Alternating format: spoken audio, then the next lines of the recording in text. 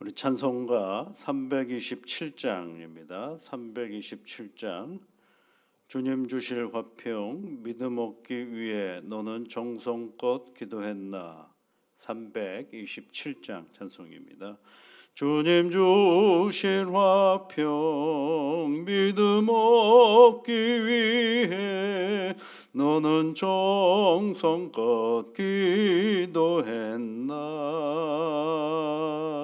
주의 제단 앞에 모두 바치기 전 복을 받을 줄 생각 마라.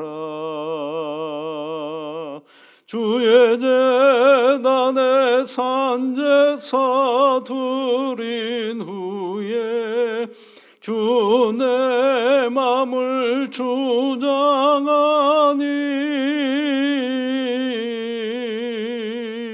주의 뜻을 따라 그와 동행하면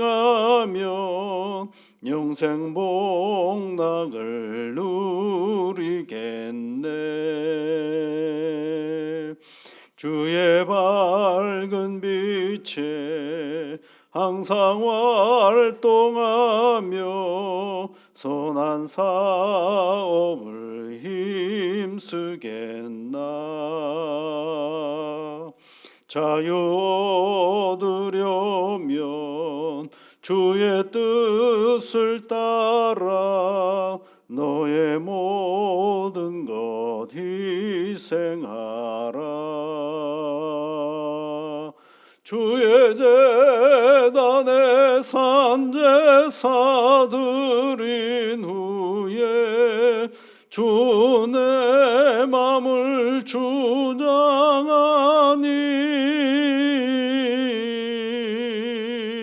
주의 뜻을 따라 그와 동행하면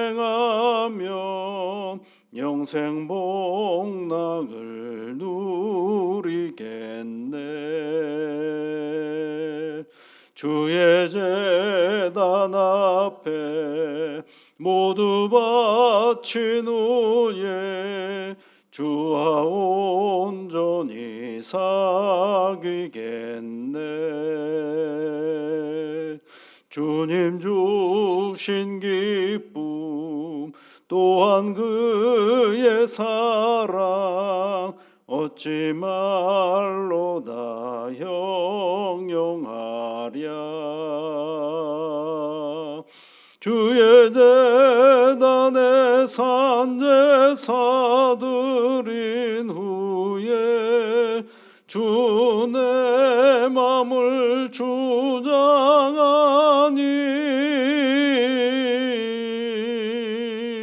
주의 뜻을 따라 그와 동행하면 영생 복락을 누리겠네.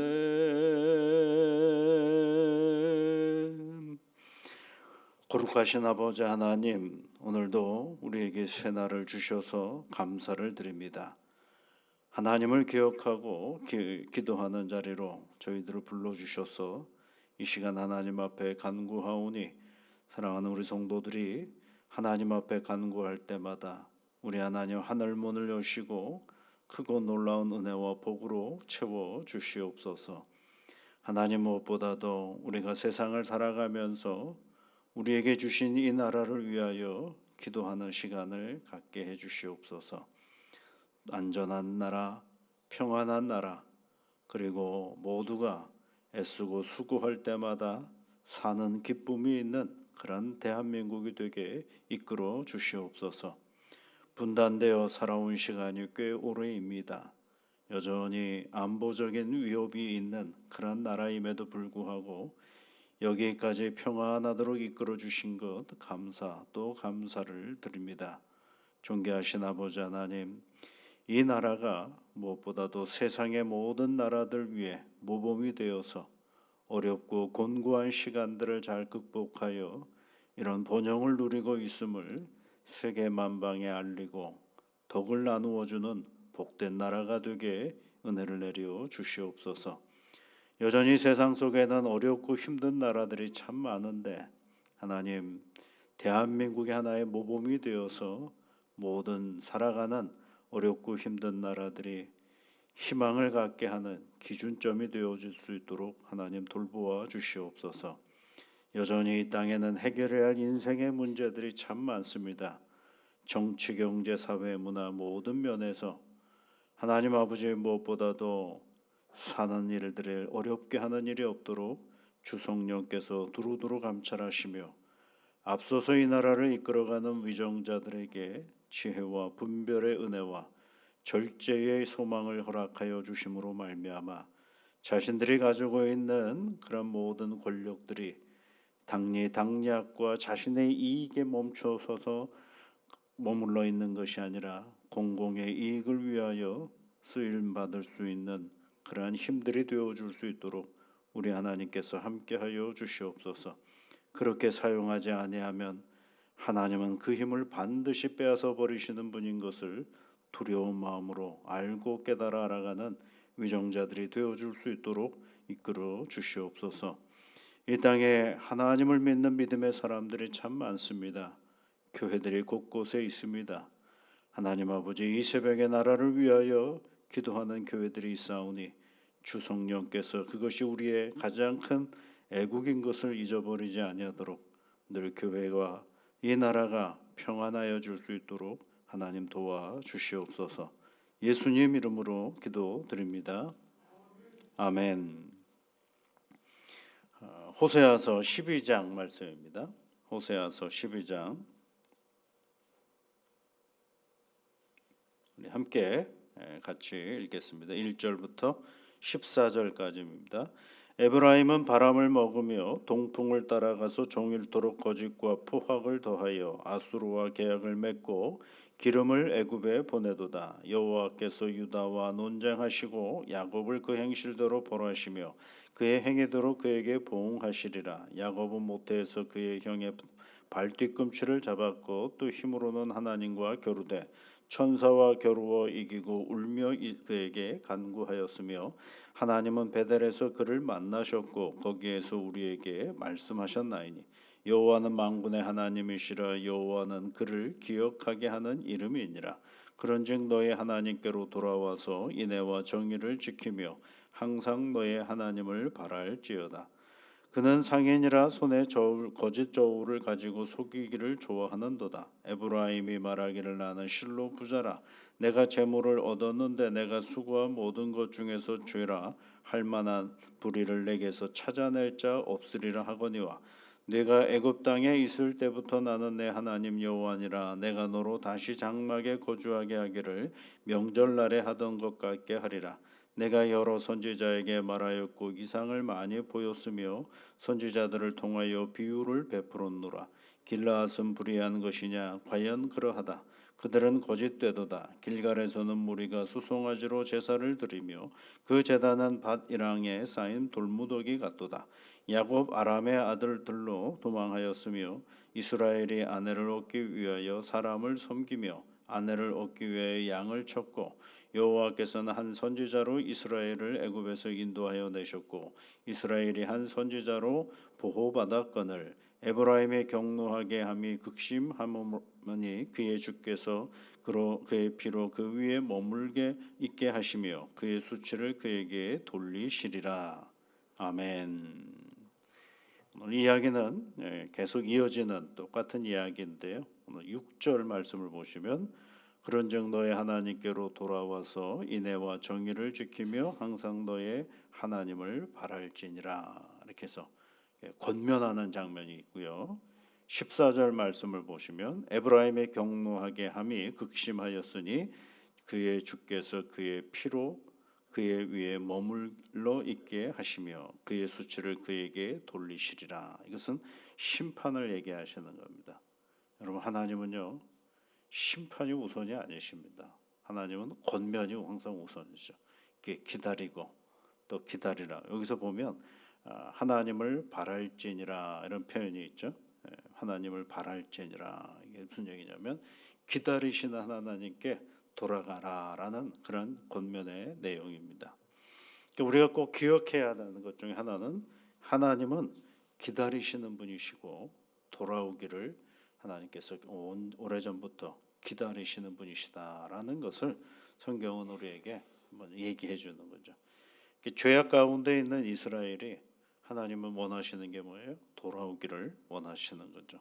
그래서 너의 하나님께로 돌아와서 이런 얘기를 하고 있죠. 너의 하나님께로 돌아오사. 하나님은 그 사람이 지난 시간에 어떠했느냐 그것보다 더 중요한 건 돌아왔느냐가 중요한 것이죠. 돌아온다라는 장면을 여러분 연상할 때 꼭 기억하셔야 됩니다. 뭘 기억하냐? 탕자가 돌아오는 장면을 여러분 꼭 기억하십시오. 거기에 보면 너 왜 그렇게 살다가 왔느냐 이런 거 없어요. 너 내가 너한테 줬던 거 다 어떻게 했느냐 꾸지람도 없어요. 아무것도 없고 그저 돌아온 아들에게 아버지는 얼싸안고 금가락지를 끼워주고 좋은 옷을 입히고 내 아들이 돌아왔소 하고 마을 사람들과 함께 소를 잡아 큰 잔치를 벌이는 일만 있죠. 돌아온다라는 것이 그 정도의 큰 기쁨이에요. 누구에게요? 아버지에게는 그보다 더 큰 기쁨이 없거든요. 그러니까 뭐만 하면 되는 거예요? 돌아가기만 하면 되는 거죠. 근데 그 아들이 만약에 아유 내가 이 꼴을 해가지고 어떻게 돌아가? 내가 무슨 성공을 못했는데 어떻게 돌아가? 아이 그래도 내가 자존심이 있지 내가 어떻게 돌아가? 그러면 못 돌아가죠. 그런데 그 아들을 가만히 보면 뭐라고 얘기를 합니까? 그 돼지우리에서 내 아버지 집에는 좀 먹을 것이 많고 내가 이번에 돌아가면 아들이 아니야 종이 될 거야 라고 생각하고 자기가 돌아왔는데 그 아들을 뭘로 인정하시는 거예요? 아들로 인정하는 그냥 아들이기 때문에 아들로 인정하는 아버지의 모습을 우리는 볼 수가 있죠. 이게 돌아간다라는 게 바로 그런 의미를 가지고 있는 것입니다. 이제 그 돌아가는 이야기를 하면서 이제 앞부분은 돌아오라고 권면을 하고 뒷부분은 뭐예요? 이스라엘의 그 죄악상들을 다시 얘기하는 장면이죠. 이스라엘의 상태가 어떠냐면 7절에 있는 말씀에 상인이라고 얘기를 하고 있어요. 상인. 그런데 상인인데 어떤 상인이냐면 거짓 저울을 사용한다라는 것이 거짓 저울을 사용한다. 속이는 거죠. 자기 인생을 속이면서 살아가고 있는 것이 이스라엘의 오늘의 모습이었습니다. 그래서 이스라엘 에브라임이라고 합니다. 근데 에브라임이 뭐라고 표현을 하고 있어요? 8절에 보니까 나는 부자다 이렇게 얘기를 하고 있어요. 나는 실로 부자라 그렇게 얘기했어요. 그러니까 자기가 부자라고 자꾸 스스로가 뻐기는 거죠. 근데 실상은 부자입니까? 부자가 아니라 심판을 기다리는 존재일 수밖에 없는 거죠. 속이 허하면 겉이 화려해질 때가 많죠. 남들이 내 속을 알까봐 겉을 화려하게 하는 것들이 많죠. 밖에 나가서 소리가 큰 사람들이 있잖아요. 예, 다 허한 사람들입니다, 여러분. 목소리 큰 사람 치고 실속 있는 사람이 별로 없어요. 왜냐하면 내 인생을 내가 자신 있게 살아가는 사람은 목소리 큰 소리 낼 이유가 별로 없어요. 왜요? 자신 있거든요. 그런데 누가 내 거를 자꾸 이래라 저래라 하는 거니까 뭐가 커져가는 거예요? 목소리만 커져가는 거죠. 따박따박 얘기하는 사람이 잘하는 것 같잖아요. 얼마나 허한지 몰라요. 여러분 우리 안에 가득한 게 있으면 뭐가 생기느냐 하면 여유가 생기고 그리고 넉넉함이 생기는 거거든요. 제가 예전에 한번 비유로 말씀드린 예화가 있잖아요. 어떤 마을에 가난한 청년들이 금은보화를 찾으러 나갔는데 나가서 마침내 어느 동굴에 금은보화가 있는 걸 찾아냈어요. 세 사람이 약속을 했거든요. 우리가 이거 다 지금 가져갈 수가 없으니까 장비를 잘 준비해 가지고 와서 나중에 찾아가자. 그런데 사람들에게 절대 얘기하지 마라. 왜냐하면 다른 사람들 다 쫓아오면 우리가 못 가져가니까 절대 처치하지 마라. 얘기도 하지 마라. 그리고 이제 몇 월 며칠 날 만나서 보물 찾으러 가자라고 얘기를 했어요. 근데 마침내 그 가려고 하는 날 보니까 마을 사람들이 다 나와 있는 거죠. 말은 하지 않았어요. 근데 왜 그럴까요? 자신이 있거든요. 누가 뭐라 그래도 괜찮거든요. 왜? 뭐가 있거든요. 금은보화가 내 안에 있기 때문에 그렇죠. 네가 뭐라 그러든 난 곧 부자가 된다. 네가 뭐라 그러든 나는 곧 괜찮은 사람이 된다라고 생각하는. 그러니까 내 안이 하나님으로 단단하면 별 주변이 이렇게 요란해도 크게 쾌념하지 아니할 수가 있는 거거든요. 그러면서 이제 오늘 얘기 속에 누구 얘기를 갑자기 끊어내느냐면 베델하고 야곱 이야기가 계속 나오죠. 여러분 3절, 4절, 5절 말씀에 보면 야곱 얘기가 나오고 12절에도 보면 야곱 얘기가 나오죠. 야곱 하면 여러분 어떤 생각이 드십니까? 거기 대표적으로 야곱을 상징하는 이야기가 있죠. 3절 말씀에 형의 발뒤꿈치를 잡았다라는 것입니다. 무진장 형이 되고자 애썼던 사람이죠. 앞서가려고 애를 썼던 사람이 야곱이었죠. 그리고 나중에 여러분 천사하고 씨름하는 장면도 있잖아요. 그래서 그 허벅지 뼈가 부러지기도 하고 하는 그런 아주 집착이 강한 사람이었습니다. 욕심도 많고요. 그리고 뭐 어떻게 합니까? 뭔가를 얻어내려고 그리고 노력도 많이 하는 사람이죠. 그래서 아내를 얻기 위하여 양을 쳤다 이런 표현 있죠. 12절 말씀에 보면 아내를 얻기 위하여 사람을 섬겼다. 라반을 섬기는 장면이 있잖아요. 삼촌을 섬기는 장면. 아내를 얻기 위하여 양을 쳤다. 그러니까 자기가 사랑하는 라헬을 얻기 위하여 얼마나 집요하게 포기하지 않았던 사람인 것을 알 수가 있죠. 그 라헬을 얻기 위하여 몇 년을 더 합니까? 7년을 더 하잖아요. 첫 번째 레아가 오는 바람에 두 번째 라헬을 얻기 위해 7년을 더 하는. 집착도 강하고 고집도 세고 그리고 양보도 없어요. 그래서 얻으려면 들이받는 스타일의 사람이 바로 야곱이죠. 그런데 그런 야곱도 누구에게는 포기를 안 했느냐 하면 하나님을 붙잡는 일에는 결코 포기를 안 한 사람이 누구예요? 야곱이거든요. 그래서 하나님이 그를 만나 주시고 천사를 이겼다라고 표현되어 있잖아요. 거기 4절 말씀에 천사와 겨루어 이기고 이런 표현이죠. 겨루어 이겼다라는 말의 히브리어로는 뭐냐면 이스라엘이에요. 이게. 그러니까 하나님을 붙잡는데 결코 포기하지 않았던 민족이 이 사람이 누구예요? 야곱이거든요. 그 야곱이 그 야곱 씨름하고 나서 하나님의 그의 이름을 바꿔주시거든요. 이스라엘이라고 바꿔주거든요. 그래서 이스라엘이라는 말은 나라 이름이기도 하지만 본래는 야곱의 이름이에요. 그러니까 하나님께서 그가 하나님을 붙잡는 일에는 결코 포기하지 않았다. 얼마나 고집도 세고 자기 중심적이었고 그런 사람이었음에도 불구하고 누구를 놓치지 않았느냐 하면 하나님을 붙잡는 일은 결코 놓치지 않았다라는 것입니다. 우리는 이렇게 생각할 수 있죠.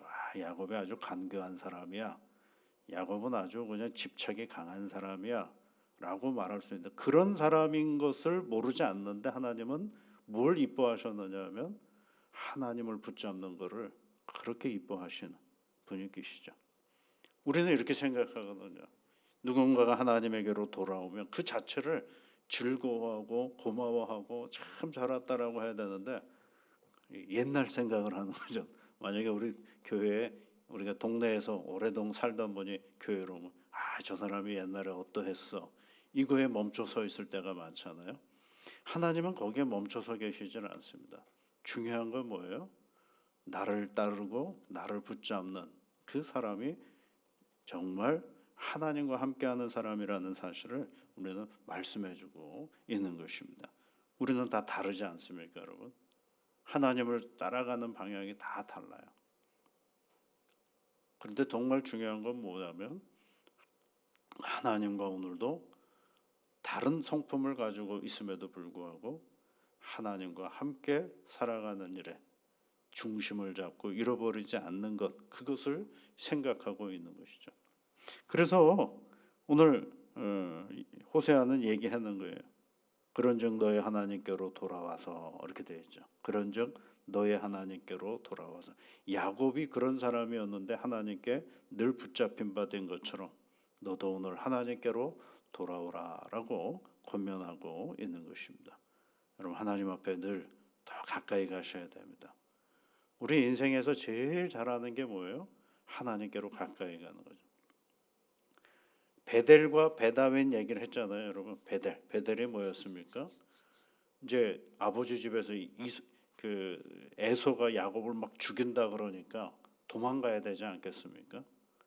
어떻게 해요? 살아나야 되니까. 그래서 광야길에서 하늘을 별을 바라보면서 잠을 잤던 자리가 베델이죠. 돌베개를 베고 잤던 자리가 베델의 자리죠. 한번 생각해보세요. 거기서 희망을 노래했겠어요? 거기서 돌베개를 베고 자면서 내가 이런 기대를 가지고 있겠어요. 어떻게 하면 내가 죽지 않을 수 있을까? 그거 하나 가지고 있으면 다라고 생각해도 과언이 아니죠. 나 이제 없으면 내가 어떻게 살아가나?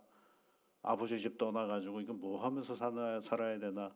이런 여러 가지 인생의 희뿌연한 안개와도 같은 그런 자리가 바로 그 자리죠.